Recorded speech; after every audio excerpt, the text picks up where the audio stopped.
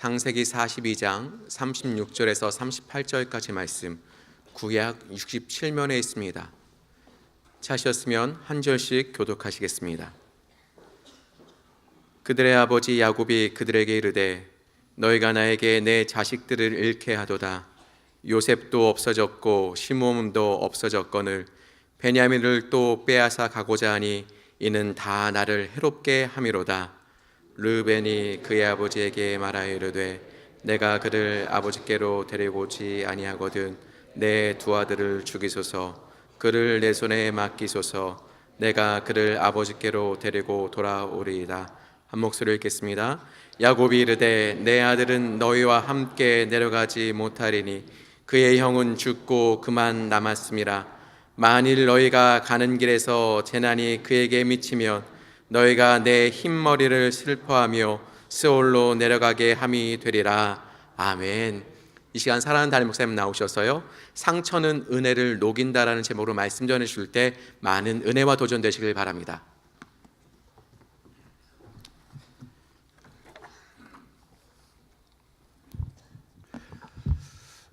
그 가족의 두 얼굴이라고 하는 책이 있습니다. 그 책의 저자 최광현 교수님은 가족 전문가이자 가족 전문 치료사입니다. 그런데 이분이 자기가 겪었던 하나의 에피소드를 당신이 지은 그 책 속에 기록을 이렇게 해주고 있습니다.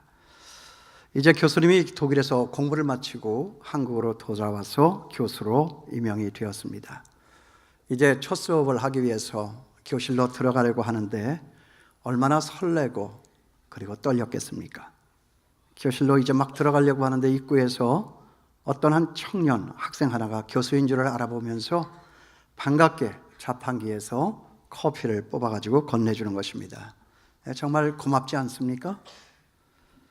근데 이 교수님이 시계를 보니까 수업 시간이 임박해가지고 그것을 미처 다 받아 마실 수가 없었습니다. 그래서 웃음으로 정중히 사양을 하고 교실로 들어갔습니다. 커피를 주려고 했던 그 학생도 그 반의 학생이었기 때문에 따라 들어갔습니다. 그런데 수업을 하다가 보니까 그 학생이 매서운 눈초리로 계속 자기를 쏘아보다가 틈만 나면 말꼬리를 잡고 계속해서 난감한 질문을 퍼붓는 것입니다. 여러분, 질문이 두 종류가 아닙니까? 하나는 진짜 궁금해서 알고 싶어서 하는 질문이거나 아니면 상대를 공경에 빠뜨리려고 하는 질문. 그런데 이 학생은 후자입니다. 그런데 그때만이 아니고 한 학기 내내 그렇게 교실에서 교수님을 괴롭히더라는 것입니다. 안 그래도 지금 첫 해, 이 신임 교수 입장에서 첫 학기라 그러지 않아도 여러 가지로 긴장이 되고 힘들어 죽겠는데 자꾸만 그렇게 힘들게 하니까 이것이 얼마나 성가시고 얼마나 힘이 들었겠습니까? 한 학기 내내 그런 시달림을 당하고 이제 마지막 시간이 되어서 다과를 나누면서 학생들과 대화를 나누는데, 그런데 그 학생이 또 다른 자리도 많이 비어 있음에도 거기에 가서 앉지를 않고 굳이 꼭 교수님 옆자리로 와가지고 앉더라 하는 것입니다. 그래서 이 녀석이 끝까지 나를 괴롭히는구나 하고 있는데 아니나 다를까 버릇없이 한 반쯤 자기가 마시던 주스병을 내주면서 그걸 마시라고 하는 것입니다. 여러분, 이게 무슨 버릇없는 짓입니까? 그래서 그 자리에서 야단을 칠까 생각도 해봤지만 얘가 주는 그 커피를 받지 않았다가 한 학기 내내 괴롭힘을 당했는데 하는 생각이 나서 그냥 주는 그 주스병을 아무 얘기도 하지 않고 다 받아 마셨습니다. 그런데 거기서 기적이 일어났습니다.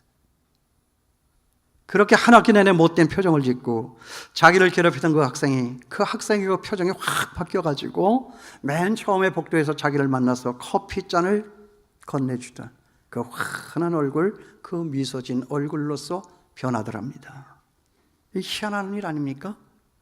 그런데 그 책에 보니까 나중에 이 아이가 왜 그런 이상한 행동을 그때 하게 되는가 하는 것을 교수가 알고 기록을 해놓았습니다. 나중에 그 학생이 자기 어린 시절을 이야기를 하는데 이런 말을 하더랍니다. 처음 본 교수님에게 나름 용기를 내서 커피를 권했는데 거절하셨잖아요. 무한하게 그 컵을 들고 있던 순간에 갑자기 옛날에 거절감에 대한 그 아픔이 또다시 명치 끝에서부터 도저 올라오는 것을 느꼈습니다. 사연을 들어보니까 이 학생은 아주 가난하고 냉담한 부모 밑에서 자라났습니다. 그래서 부모에게 뭔가를 요구를 하면 거의 다 대부분 거절을 당하는 그런 상처가 아주 많았던 형제였습니다. 그러니까 그날 자기가 건네준 그 커피를 무시하는 교수님을 보면서 어릴 때 그 부모에게 받았던 그 거절감에 대한 상처가 이 교수님에게 그런 원망과 불만으로 전이가 되었던 것입니다. 이처럼 어린 시절에 받았던 상처가 훗날 다른 사람들에게 투사되는 이런 현상을 가리켜서 우리 정신의학계에서는 전이감정이다, 이런 전문 용어가 있다고 합니다. 사실 여러분, 이 전이감정이라고 하는 거, 상처받은 사람이 그 불편한 마음을 다른 사람들에게 그대로 전해서 그 사람 마음에 상처를 내고 또다시 아픔을 겪게 하는 이 전이감정, 이게 얼마나 우리의 삶에 있어서 큰 독소인지 모릅니다. 상처받은 사람이 상처를 줍니다. 상처받은 사람이 있으면 그 옆에 있는 사람이 피해를 받아요. 불편해집니다. 알고 보면 여기 우리가 만나는 이 야곱도 상처투성이의 사람입니다. 사실 그 상처 때문에 그의 일상 전반에 걸쳐서 그 자신만이 아니라 그를 만났던 모든 사람들에게까지 얼마나 큰 아픔이 생겼는지를 모릅니다. 야곱은 아버지의 사랑에 대한 굶주림이 있었습니다. 사실 아들들에게 있어서 아버지에게 인정을 받는다라고 하는 이것은 시작이요 끝입니다. 그 인생의 전부라고 말할 수 있습니다. 그런데 아버지 이삭은 자식을 편애했습니다. 에서는 사랑을 했고, 그리고 야곱은 그만큼 사랑하지를 않았습니다. 그러고 보니까 아들 야곱의 마음에는 언제나 늘 아버지에 대한 사랑이 굶주려졌어요. 그게 늘 마음속에 깊은 상처로 남아있게 되었다 하는 것이죠. 그런데 그 상처는 집착으로 연결이 됩니다. 여러분, 반드시 상처는 집착을 낳습니다. 상처받은 사람들의 행동을 면밀히 한번 관찰을 해보세요. 뭔가에는 정말 지독해, 정도를 넘을 정도의 큰 집착을 보이는 것을 볼 수가 있어요. 그래서 야곱은 팥죽 한 그릇으로 형의 장자권을 기어코 빼앗을 정도로 그 장자권에 대한 집착이 대단히 강했습니다. 그러다가 보니까 나중에는 그 집착이 야곱의 삶의 전체 한 유형이 되고 말았습니다. 그러니까 부인 4명 중에서 누구에게 집착을 했죠? 라헬입니다. 라헬이라고 하는 여자에게 집착을 했습니다. 그의 그런 집착 때문에 그 라헬의 언니 첫 번째 부인 레아가 또 다른 상처의 희생자가 된 것을 우리는 알고 있지 않습니까? 야곱은 계속 그렇게 자기가 받은 상처로 또 다른 사람에게 상처를 주면서 살아갑니다. 또 라헬에 대한 집착이 크다가 보니까 야곱은 라헬이 낳은 요셉과 베냐민이라고 하는 두 아들을 지나치게 집착하는 모습을 우리는 발견할 수 있습니다. 그래서 요셉에게만 채색 옷을 입혔고, 요셉이 사라지고 난 다음에는 베냐민에게 완전히 그 집착에 대한 쏠림의 현상이 일어난 것을 우리가 알고 있어요.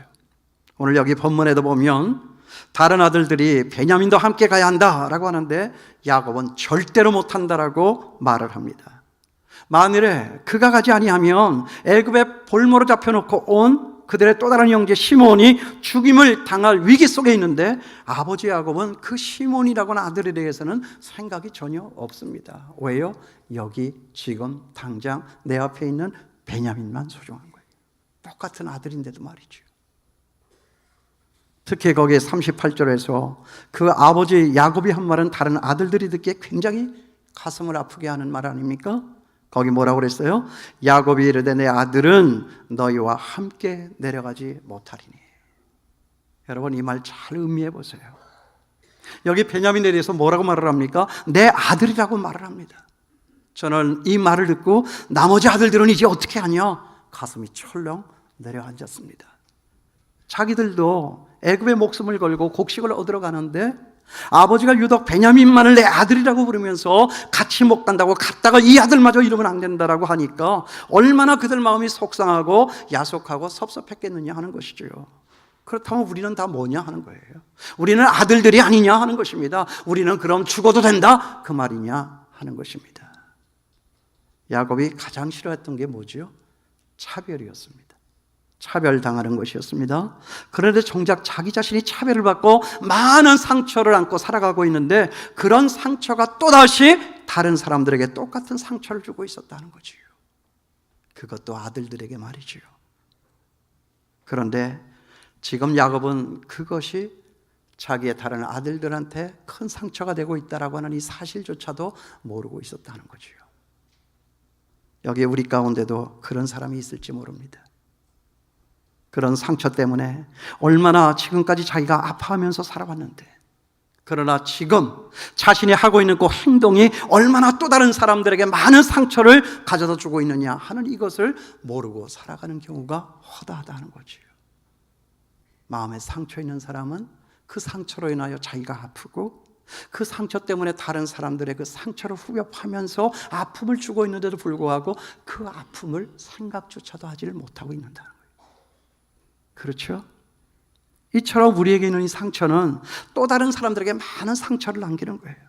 그로 인해서 나도 죽고 너도 죽고 우리 주님께서 주신 많은 축복들을 누리지 못하며 살게 하는 경우가 허다하다는 거예요. 집안에 한 사람 상처받은 사람이 있으면, 교회 안에 한 사람 상처받은 사람이 있으면, 그 옆에 있는 식구들도, 그 옆에 있는 교우들도 다 하나님께서 우리에게 주신 많은 은혜와 축복들을 누리며 소유하며 살지 못하는 경우도 참으로 많다는 것을 저는 보고 있습니다.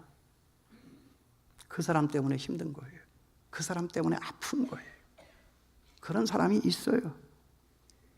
그렇다면 이제 여러분, 우리에게 있는 이 상처, 남에게도 피해를 줄 수 있는 이 상처, 여러분 이거 어떻게 해결할 수 있습니까? 그 답은 하나님을 만나는 것입니다. 하나님을 만나야 해요. 하나님의 은혜를 받아야 합니다. 하나님의 은혜는 된다 하는 것입니다. 세상은 언제나 우리에게 상처를 주고 아픔을 주지만 우리 하나님의 은혜는 언제나 늘 그 상처를 녹여내고 싸매준다라고 하는 사실을 우리는 알아야 할 것입니다. 여러분, 세상이 주는 상처는 크고 아프지만 우리 하나님이 주시는 위로는 그 상처보다 더 크고 편안한 것을 여러분 알고 있습니까? 세상이 주는 상처는 사람이 위로를 하지를 못하고 사람이 치유하지를 못합니다. 하나님만이 그 상처를 치유하고 회복시킬 수 있는 것임을 우리는 경험적으로 알고 있습니다. 그러므로 상처와 아픔을 주는 이 세상만 바라다보지 말고 그 상처보다도 훨씬 더 큰 위로와 편안함을 주시는 하나님을 바라보아서 그 상처를 뛰어넘어서 사는 저와 여러분이 될 수 있게 되기를 주님의 이름으로 축원합니다. 여기 야곱도 마찬가지예요. 보세요. 야곱도 하나님의 은혜를 바라보자 그 집착이 사라지는 거예요. 그 상처가 눈 녹듯이 녹아지는 거예요. 거기 그 다음에 창세기 43장 14절 말씀을 보면 분명히 그런 변화된 야곱의 모습이 나타나게 돼요. 이런 말씀이 있어요. 전능하신 하나님께서, 드디어 그 입에서 전능하신 하나님이라고 하는 말이 터지는 거예요. 지금까지는 라헬이었어요. 지금까지는 장자권이었어요. 지금까지는 베냐민이었어요. 지금까지는 마지막에 남겨두었던 요셉이었어요. 그런데 요셉도 아니요, 베냐민도 아니요, 라헬도 아니요, 장자권도 아니요. 드디어 그 입에서 무슨 말이 나옵니까? 전능하신 하나님께서 그 사람 앞에서 너희에게 은혜를 베푸사. 여기 그 사람은 자기의 아들 베냐민을 볼모로, 시므이를 볼모로 잡고 있는 바울 임금이에요. 바울 임금 앞에서 너희에게 은혜를 주사 그 사람으로 너희 다른 형제와 베냐민을 돌려보내게 하시기를 원하노라. 내가 자식을 잃게 되면 이르리로다. 여러분, 이 말의 의미를 아시겠어요? 그 전까지는 야곱은 베냐민을 데려갈 수 없다는 말만 하다가 여기서 처음으로 뭐예요? 하나님의 은혜를 언급하는 거예요. 그러니까 잃게 되면 이르리로다 하면서 더 이상 베냐민에 대한 집착을 내려놨다 하는 것입니다. 이제는 더 이상 베냐민으로 인한 상처는 없습니다. 왜요? 하나님의 은혜를 드디어 만났기 때문이에요. 그 하나님의 은혜가 더 크고 강력한 것을 알 수 있었기 때문에 그는 내가 그 아들을 잃으면 이르리로다 라고 하는 이 말도 할 수 있었다는 거지요.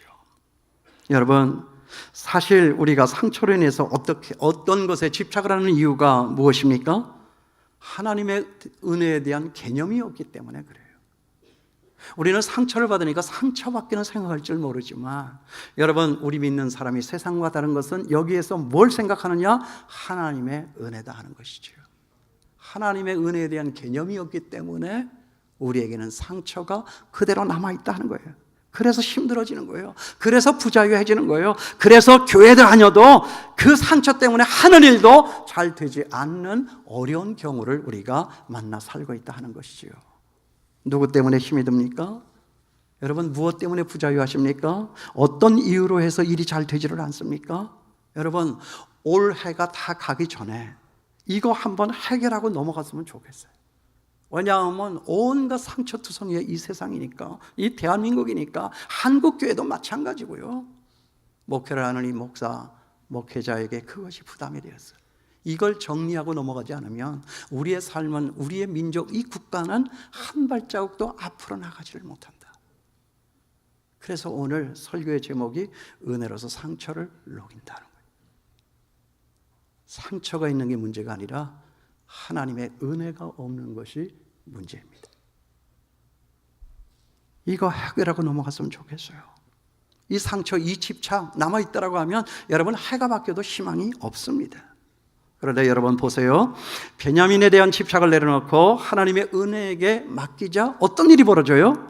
그 다음에 여러분 집에 가서 한번 읽어보세요. 창세기 44장, 45장, 46절 말씀을 쭉 읽어 내려가다 보면 죽었던 아들 요셉이 살아있었습니다. 베냐민도 무사했습니다. 모두가 다 잘 살 수 있는 길이 확 열려 있는 것을 우리는 거기에서 발견하게 됩니다. 죽은 줄 알았던 아들 요셉이 애굽나라의 국무총리가 되어 있었으니 말하면 뭐 하겠느냐 하는 것이죠. 이것이 바로 우리를 향한 하나님의 본뜻이다 하는 것입니다. 하나님은 우리가 행복하기를 원하세요. 상처받고 상처 속에서 헤매어 사는 불쌍한 인생 되기를 원하지 않습니다. 하나님의 은혜는요, 오늘 아침 읽은 거예요. 지각은 있을지 몰라도 결석은 없습니다. 여러분 이 사실 아세요? 이 사실 아십니까? 모두가 다 잘 살 수 있는 길이 확 열려 있는 것을 보는 거예요. 그래서 오늘 본문 이 말씀은 여기 있다 저는 생각했습니다. 내 아들 베냐민을 포기할 수 없다. 이거 왜 성경책에 굳이 여기에 이렇게 기록을 해야 합니까? 이 부끄러운 모습을, 이 믿음 같지 않는 이 말씀이 왜 성경 속에 기록이 되어 있느냐 하는 거예요. 그것과 반하여서, 그것과 비교해서, 그것과 대비하면서 하나님의 은혜에 대한 강조를 하기 위함이 아니냐. 이것 때문에 오늘 이 말씀은 있는 것이구나.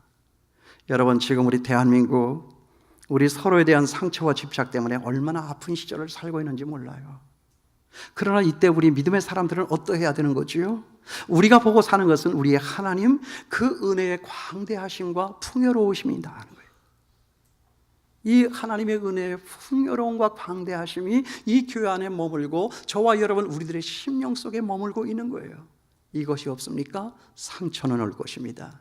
여러분 교회가 상처를 머금고 사는 데입니까? 아니면 하나님의 은혜를 머금고 사는 데입니까?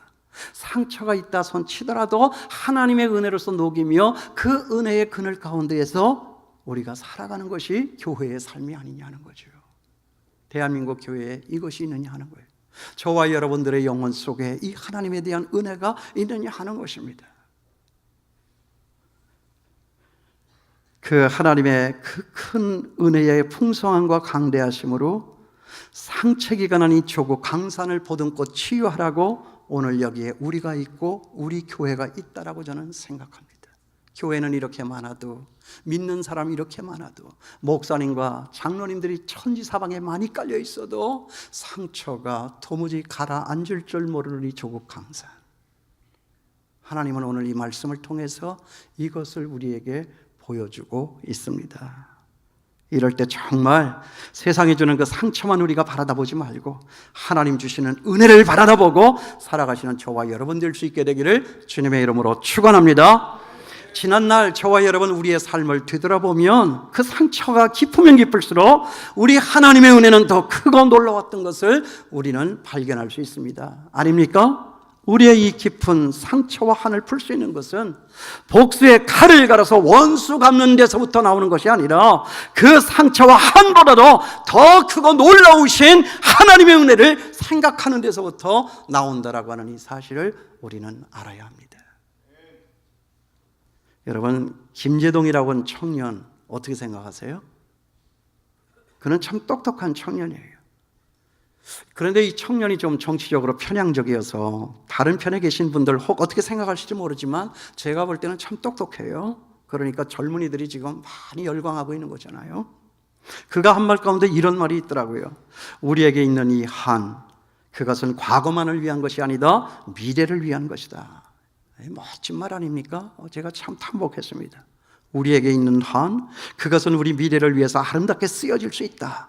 그래서 우리나라 사람들은 무엇을 해도 잘한다. 한이 있기 때문에 이 품은 한을 가지고 축구를 해도 잘하고 아이스케이트를 타도 잘 타고 뭐 그런다는 거예요. 이게 한이 있어가지고 공부도 잘하고.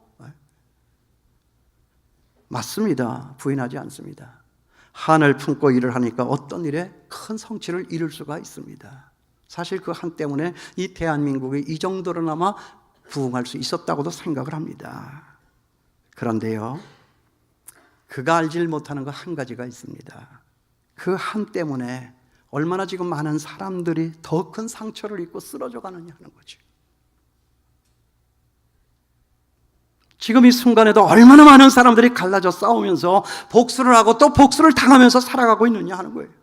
우리 개인적으로도 그렇고 국가적으로도 그렇고. 그러나 우리가 품고 있는 이 한, 이거 여러분 우리 풀어내야 합니다. 그 한을 끊어내야 합니다. 이거 풀어내고 끊어내지 아니하면 우리의 조국 한 발자국도 나갈 수가 없습니다. 그러나 한을 끊어낸다라고 하는 것은 그 복수의 한 풀이를 통해서가 아니라 하나님의 은혜를 통해서이다 하는 거예요. 하나님의 은혜가 그 한을 풀지 절대로 저주와 복수의 그 감정을 가지고 그 한을 풀어낼 수 있는 것은 아니다는 거예요. 이걸 몰랐던 거예요. 그러므로 우리는 이런 말을 할 수가 있어요. 상처가 있다라고 하는 것은 곧 하나님의 은혜가 없다라고 하는 것이다. 다시 한번 얘기할까요? 내게 상처가 있다라고 하는 것은 내게 하나님의 은혜가 없다라고 하는 것이다. 여러분, 상처 있습니까? 은혜 있습니까? 내가 받은 상처가 더 큽니까? 내가 받은 하나님의 은혜가 더 큽니까? 오늘 그것을 헤아리면서 카운트하면서 비교하면서 이전을 나갈 수 있으면 좋겠습니다. 하나님의 은혜가 없으니까 그 상처가 녹여지지를 않고 그대로 남아 있습니다. 그런데 목회를 하다가 보면 우리 안에도 그 상처를 받았다는 사람들이 얼마나 많은지를 몰라요. 여러분, 교회가 상처 주는 곳입니까? 상처를 치유할 수 있는 곳이 아닙니까? 목사로서 자존심이 상할 때가 있는 거예요. 이게 바로 내 실력이죠. 뭐 누구 탓을 하겠습니까? 하나님의 은혜가 머물 수 있었다면 우리 교회에 나오시는 모든 성도님들의 그 가슴에 품어진 상처는 다 녹여질 수 있었던 것 아니냐. 이게 가슴이 아픈 거예요.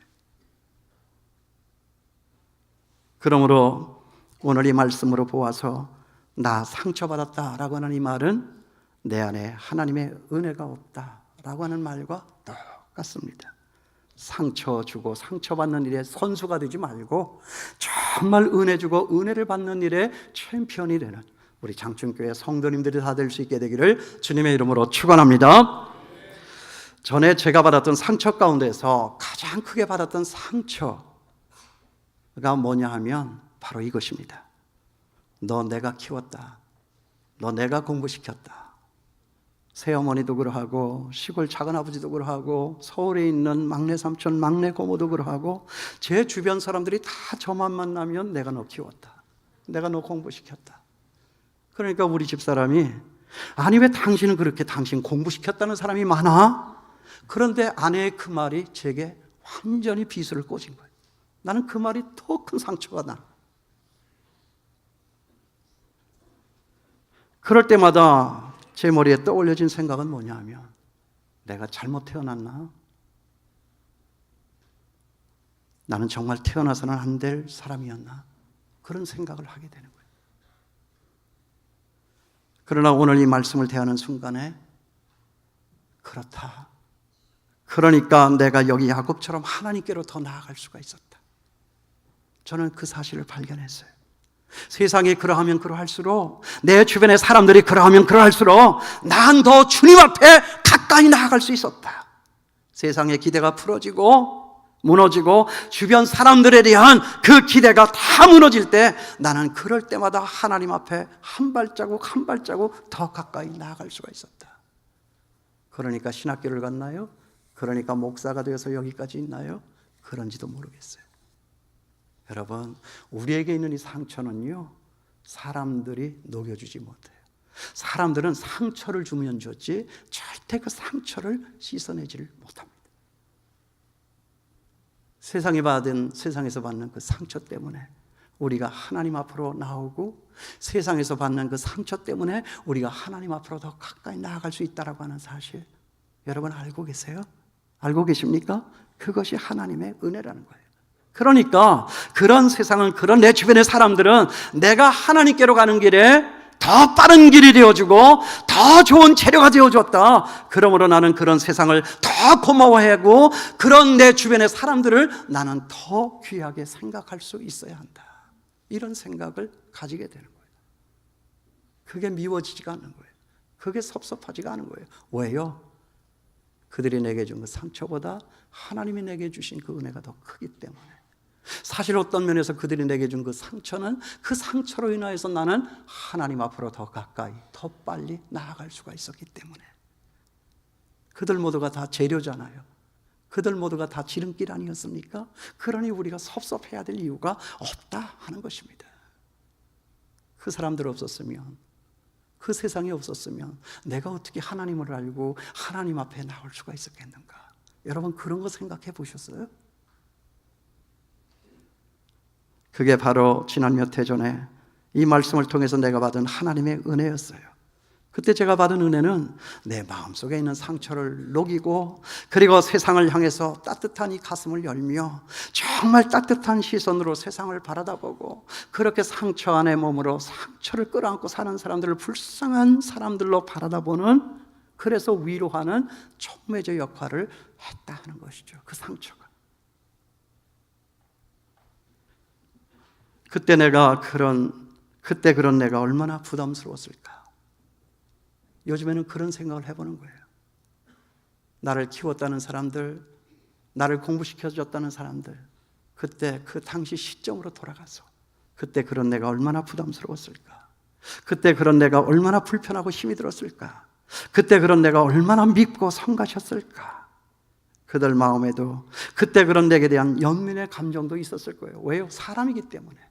그렇지 않겠어요? 네. 사람은 두 마음을 동시에 품고 사는 것이 사람 아닐까요? 한쪽에서는 미워하는 감정, 또 다른 한쪽에서는 내가 이러면 안 되지라고 하는 감정. 이 감정이 다 있을 거예요. 그러니까 그들 마음에도 그때 그런 내게 대한 연민의 감정이 있었을 거예요. 그러면서도 또 한편 그 연민의 정을 찍어 누르는 그들 스스로가 가지고 힘에 겨워했던 현실적인 문제들도 있었을 거예요.